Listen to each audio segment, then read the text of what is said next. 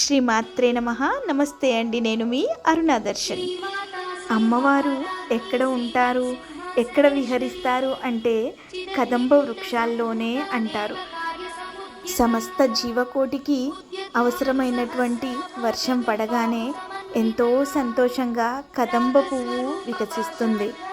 అందుకే కదంబ పువ్వులంటే అమ్మవారు కొలువైన ప్రదేశంగా అంటాము.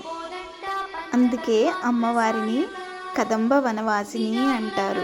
మనం లలితా సహస్రనామం పఠించేటప్పుడు ఉంటుంది కదా, ఈ ఒక్క పుష్పంలోనే 108 పుష్పాలుగా ఉంటాయి. ఇవాళ మా ఇంట్లో వ్యూహలక్ష్మి అమ్మవారికి కదంబ పుష్పాలతోనే అష్టోత్తరం చేసుకున్నాము.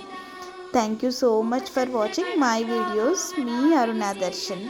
జై శ్రీమన్నారాయణ. శ్రీమాత్రే నమః.